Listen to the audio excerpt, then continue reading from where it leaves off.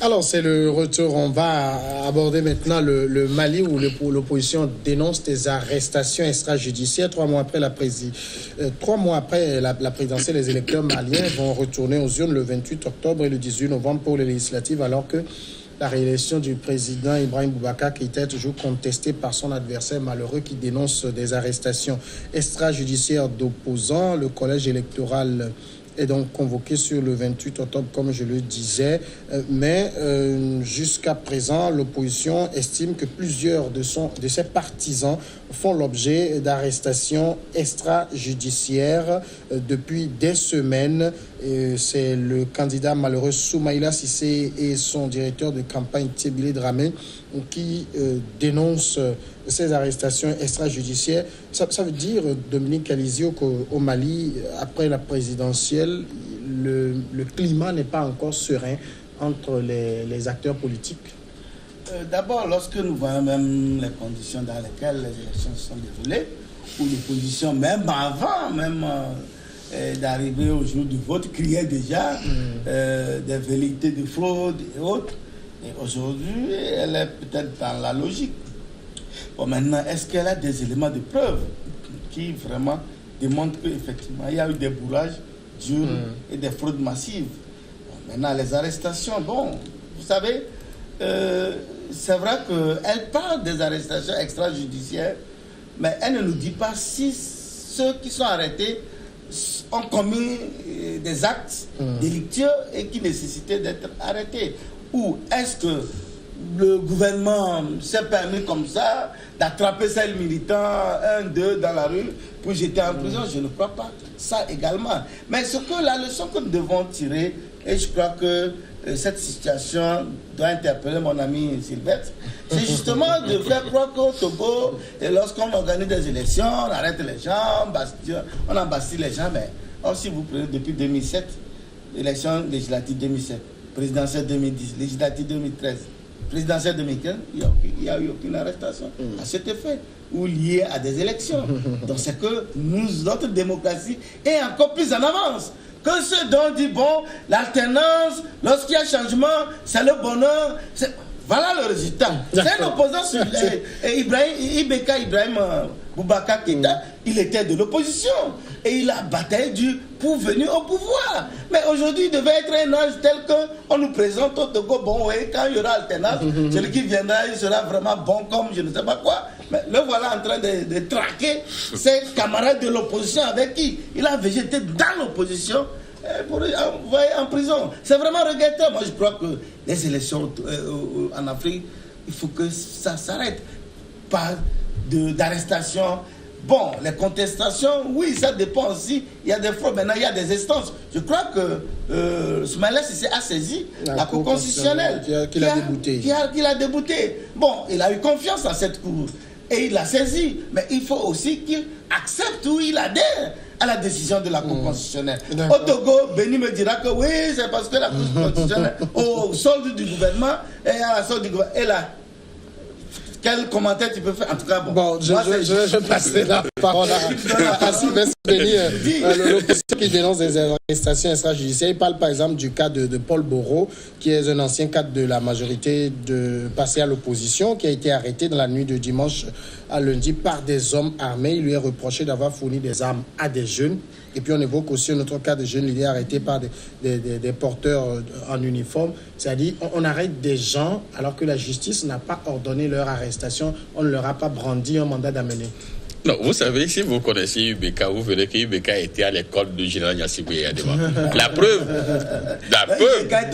preuve pour son premier mandat, à peine il a été élu, il est venu où? À Lemay. Il est parti donc se prosterner dans le caveau familial de Yassibou.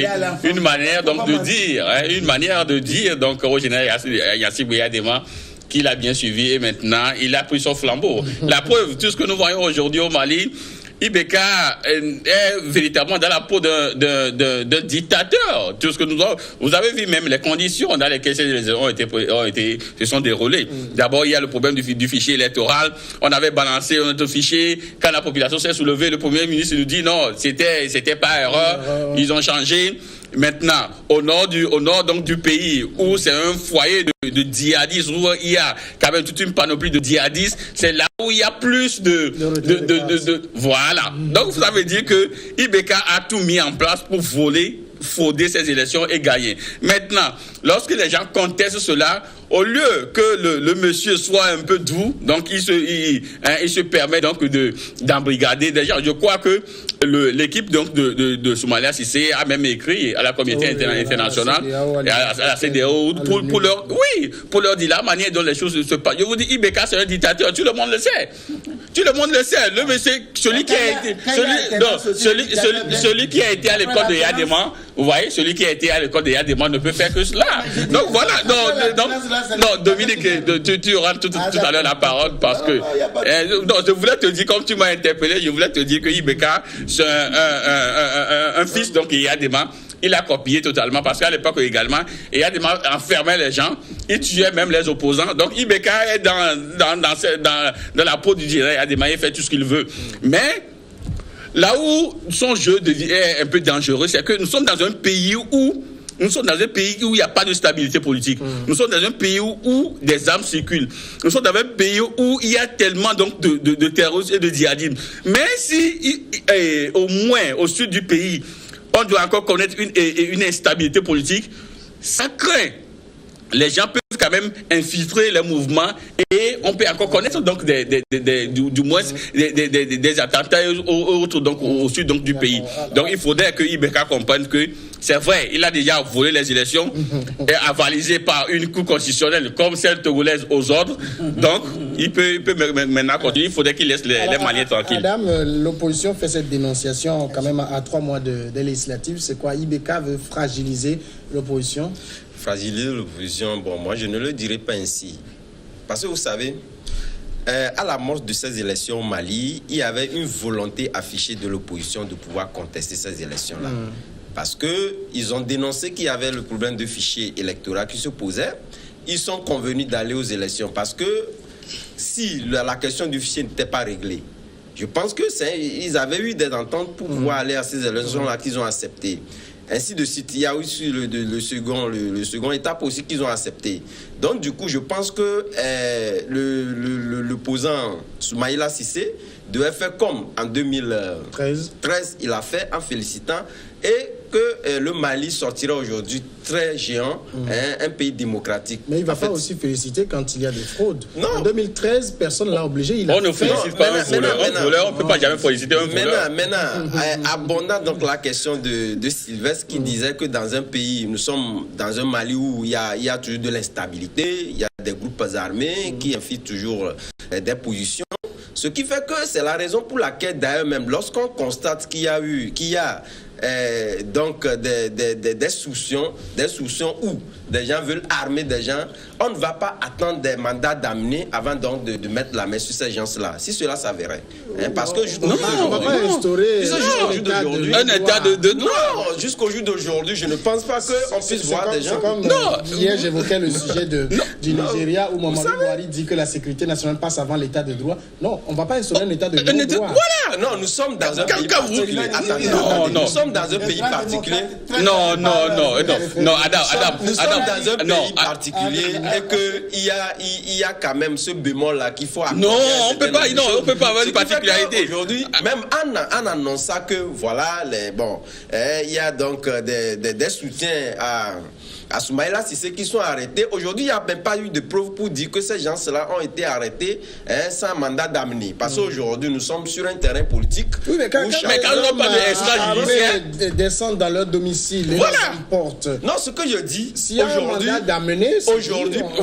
personne ne peut la filmer. Vous présentez le mandat, personne ne peut la filmer. Soumaïla Cissé est dans son rôle. Alors, sans armes, comment? Soumaïla Cissé est dans son rôle de pouvoir trouver des points. Même s'il y a un mandat, ils iront avec leur arme. Non, le gars est dans un rôle. Il est dans un rôle. Écoutez, le problème malien, le problème malien, c'est que IBK veut quand même essayer donc de mettre un peu de pression sur ses opposants. Le monsieur a fraudé. Maintenant, dans sa poche, c'est qu'il a fraudé. Donc, le voleur, vous savez, quand un sorcier ou quand le voleur vole, il est aussi le premier à être sur la défensive. Voyez-vous, quand on crie voler, c'est lui qui est sur la défensive. Donc Ibeka veut quand même faire des pressions sur les opposants. Il veut quand même mettre tout le monde en prison, comme on le fait d'ailleurs au Togo. On prend les militants, même à la maison, on casse les portes, on va prendre les gens. Lorsqu'on dit aujourd'hui que Ibeka avait fraudé les élections, c'est qu'on sort. N'oubliez pas quand même que Soumaïla Cissé n'avait pas réussi à fédérer autour de lui les opposants pour gagner ces élections. Non, écoutez, oubliez ces questions d'alliance-là. Vous savez, l'alliance n'est pas une panacée pour gagner des élections. Non, l'alliance, vous savez, l'alliance n'est pas une panacée. L'alliance n'est pas une panacée pour gagner des élections. Non, pas forcément. Les gens gagnent des élections, ils sont des milliers, mais quelqu'un se sont de... Qui a charmé les votants des autres collègues de l'opposition. Non, écoutez, Soumaïla Cissé n'est pas n'importe qui au Mali. Soumaïla Cissé n'est pas n'importe qui. On le connaît dans les officines diplomatiques en Afrique. Mais quand même, non, vous croyez qu'Ibeka a charmé qui? Ibeka n'a pas charmé, Ibeka a fraudé. Mais Ibeka a fraudé. Boubacar qui était le seul à sillonner tout le Mali. Ça, il faut aussi le dire. Au moment où l'opposition criait, on a fraudé, mais l'Union européenne a fait une compilation parallèle et qui a vu les résultats. C'est d'un pourquoi non, écoutez, laissez-les. Tout le monde sait qu'en 2015, Faure Gnassingbé a fraudé pour être là. Non, tout le monde sait que. Mais Faure Gnassingbé lui-même sait qu'il a fraudé avant d'être là. Lui-même sait qu'il a fraudé. De quoi qu'on va revenir dans Mali? Oui, maintenant je disais par rapport au calendrier électoral, enfin, moi j'ai suivi, ils ont bien expliqué que ils ont fait 5 ans et la dernière élection législative a eu lieu en novembre. Donc il y a de quoi que cette élection ait lieu en octobre. Donc je crois que pour renouveler dans cette classe-là du moment de novembre. Et c'est pour respecter le calendrier préétabli, pas par Ibeka, mais par le peuple malien ou bien le gouvernement précédent. Aujourd'hui, on ne peut pas dire, c'est vrai que peut-être ça prend l'opposition un peu de cours. Mais il faut respecter les lois. Mais il faut fragiliser aussi l'opposition, arrêter cet élan pour aller à des élections législatives et les gagner. On n'a pas arrêté, on n'a arrêté aucun leader. Oui, mais non, on a arrêté des gens de l'équipe de Soumaïla Cissé. Paul Moreau était de la majorité, il est passé à l'opposition. Oui, maintenant il est dans la ligne de mire aussi. S'il est avéré, parce que vous savez, nous les journalistes ne fabriquons pas les informations. Non, l'information est là. Ne cherchons pas à voir les testicules d'un ange. Ici, par exemple, l'information dit qu'on l'a vu avec des armes, ils ont eu des éléments de preuve qu'il avait des armes. Mais lorsque cette information tombe comme ça, moi, journaliste, je ne peux pas fabriquer autre chose. Puisque je n'ai pas vu. Si c'est vrai ou c'est faux. Écoutez. On a toujours, en Afrique, on a toujours embrigadé les opposants et fait croire qu'ils ont des armes. Mais finalement, non, ce sont des montages. Finalement, ce sont des montages. Vous savez, dans les régimes, dans le régime dictatorial comme au Mali, on peut trouver n'importe quelle formule pour embrigader les opposants. Vous savez, oui, ce sont des montages. C'est la même chose que tous les opposants aussi pour trouver des formules justement pour rentrer dans le... Non, quelqu'un qui est tranquille chez lui à la maison, on vient le prendre. La courte pause et revenir sur le sujet du Togo.